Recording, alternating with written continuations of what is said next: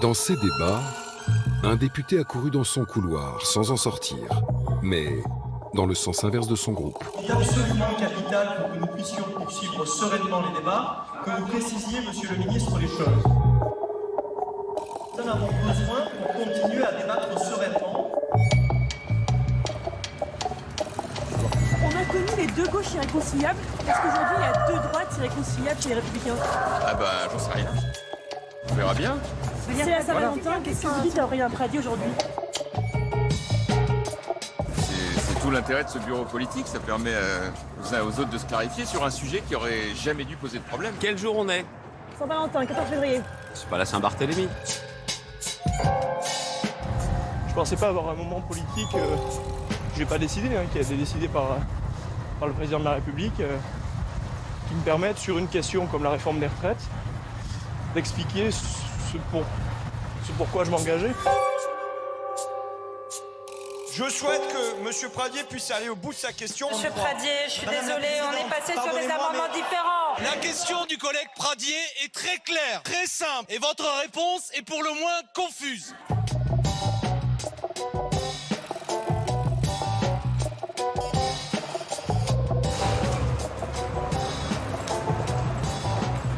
Ça va? Faut plus faire LFI. Plus LFI ce que Pradié, tu meurs. Qu'est-ce qui change pour les frondeurs, du coup? Je leur demanderai. Il se passe quoi pour ceux qui voteront contre? Qui s'abstiendront? Ce sera l'exclusion?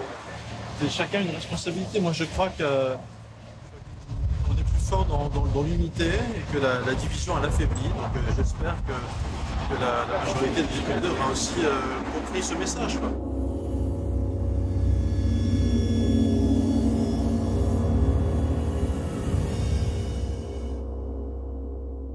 On est en train de me reprocher de ne pas soutenir avec suffisamment de zèle la réforme portée par Emmanuel Macron.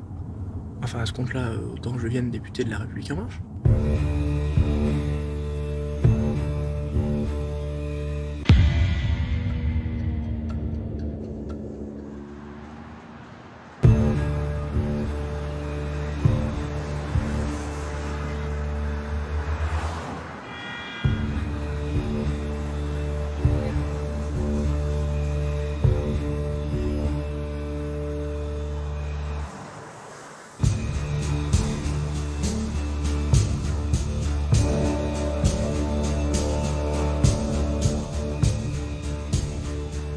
Tout ça a été convenu dès le départ. Je suis même absolument certain que dans les calculs tactiques du gouvernement, il y avait cette volonté que nous n'allions pas au bout du débat. Et le gouvernement a trouvé un allié de choix, les idiots utiles du moment, qui sont les députés de la France Insoumise. Les seuls qui aujourd'hui ne gagnent pas, ce sont les Français. Enfin, franchement, si le gouvernement n'a pas compris qu'il ne cessait de s'empêtrer dans des approximations, dans des mensonges, c'est que vraiment ils n'ont rien compris à la situation. Nous demandons une position claire du gouvernement pour tous ceux qui sont en carrière longue. Avant 21 ans, pas plus de 43 annuités. C'est quand même simple à comprendre. On voit que le gouvernement tourne autour du pot. On a donc redéposé un amendement, nous le groupe Les Républicains, pour clarifier les choses. Et en effet, le groupe Horizon, qui fait donc partie de la majorité, a lui aussi posé le même amendement. Donc il semblerait que désormais on a réussi à convaincre beaucoup de monde. Le député s'était trouvé des alliés et allait s'en découvrir d'autres. Insoupçonné.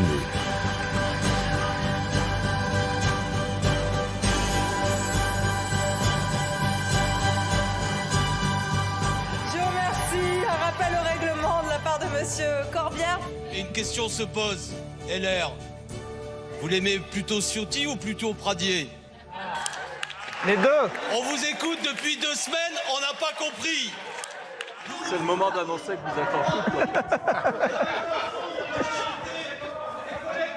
C'est le moment d'annoncer le mariage, Eric. C'est le moment d'annoncer le mariage.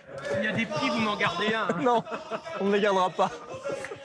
Tous, nous sommes d'accord pour dire non à cette réforme des retraites. Et vous? Merci, Madame la Présidente.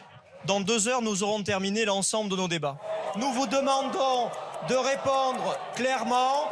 Est-ce que le gouvernement a l'intention d'assurer à toutes celles et ceux en carrière longue, avant 21 ans, qu'ils ne feront pas plus de 43 annuités. Répondez-nous clairement et définitivement. Je vous remercie. La parole est à monsieur Olivier Dussopt, ministre du Travail. Merci, merci Madame la Présidente. Avant ce texte, le dispositif carrière longue, il se caractérise par 3 conditions cumulatives. Et donc, ce que nous allons faire, c'est que nous allons garder 3 conditions cumulatives. Commencer tôt, avec les 4 bornes d'âge, 4 âges d'ouverture des droits adaptés, 58, 60, 62 et 63, et une durée de cotisation, en disant qu'un assuré, comme c'est le cas aujourd'hui dans le cas des carrières longues, qui atteint cette borne d'âge, qui a commencé à travailler tôt, et qui peut, comme c'est le cas aujourd'hui, dire j'ai cotisé 43 ans, on ne lui demande pas d'en faire 44, 43 et demi. Il a fait 43 ans, il part avec 43 ans. Je suis pas sûr d'avoir compris.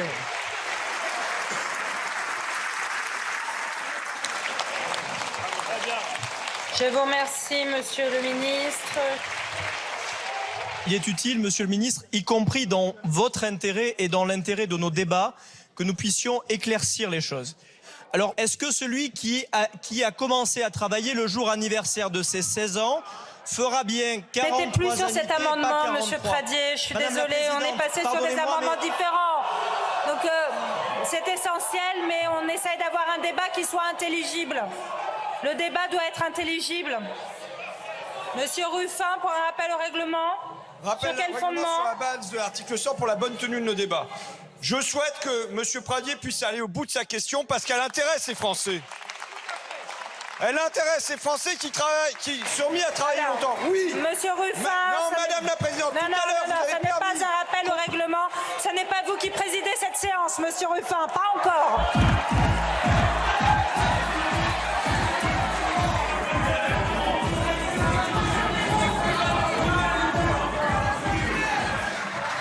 Soutenu par LFI. Plus LFI que Pradié, tu meurs. Ça va pas arranger notre image dans le groupe, ça. Monsieur Ménager, pour un rappel au règlement.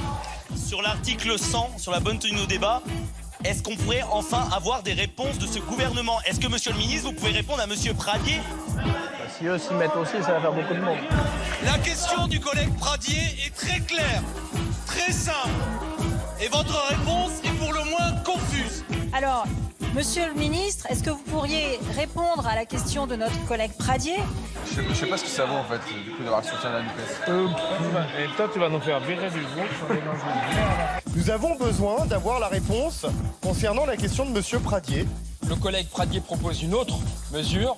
Soit ça coûte 10 milliards d'euros et le budget est insincère, soit vous ne le ferez pas et dans ce cas-là, vous lui aurez menti.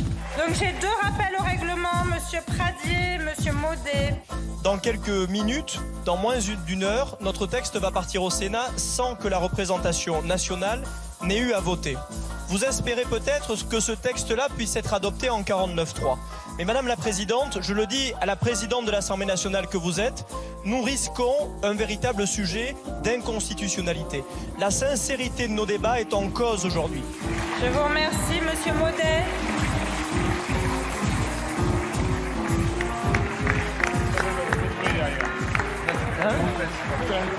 Derrière, il applaudit pas beaucoup.